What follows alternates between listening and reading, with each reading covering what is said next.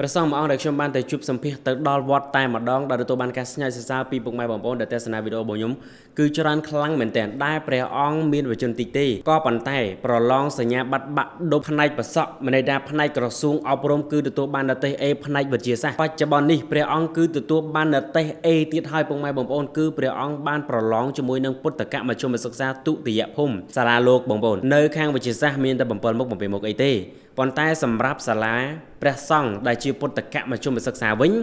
គឺប្រឡងមានដល់ទៅ14មុខមានទាំងភាសាបាលីមានទាំងភាសាសំស្ក្រឹតមានទាំងអង់គ្លេសព្រះអភិធម្មព្រះធម៌កងធម៌មានភូមិមានគណិតមានរូបមានគីមីគ្រប់សពច្បាច់ចូលគ្នាឡើងដល់ទៅ14មុខព្រះអង្គនៅតែទទួលបាននិតទេស A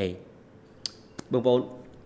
មិនសរសើរមិនបានបងប្អូនគឺថាខ្ញុំមិនដឹងថាតើរោពីអីមកសរសើរព្រះអង្គទេបងប្អូន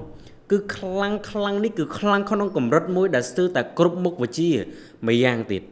គឺវាគឺជាកំណត់ត្រាប្រវត្តិសាស្ត្រថ្មីហើយមិនធ្លាប់មានប្រសងអង្គណាឬក៏រូបណាទទួលបាននិតេស A ផ្នែកពុទ្ធកមជ្ឈមសិក្សាទុតិយភូមិទេនិយាយមួយម៉ាត់គឺបាក់ឌុបខាងប្រសងមិនមានទេប៉ុន្តែព្រះអង្គដែលជាសាមណេរស្រេងសុភាពគឺលោកទទួលបាននិតេស A ផ្នែកពុទ្ធកៈមិនលេងចូលទេបងប្អូនមិនលេងសើចទេនិតេស A ផ្នែកវិទ្យាសាស្ត្រខាងសង្គមមាន7មុខយើងសរសើរប៉ុណ្ណេះប៉ុន្តែសម្រាប់សាលាលោក14មុខមានគណិតរូបគីមីបល័យសំស្ក្រឹតអភិធម្មមកទាំងអស់និតេស A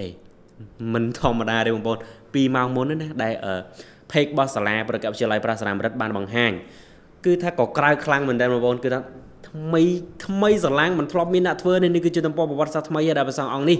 លោកបានសម្រេចជាមួយនឹងនិតេស A មួយនេះអញ្ចឹងសម្រាប់ថាតើនៅថ្ងៃខាងមុខព្រះសង្ឃអង្គនេះនឹងទទួលបានរង្វាន់លើកទឹកចិត្តអ្វីខ្លះចាំតាមដានជាមួយនឹងខ្ញុំទាំងអស់គ្នា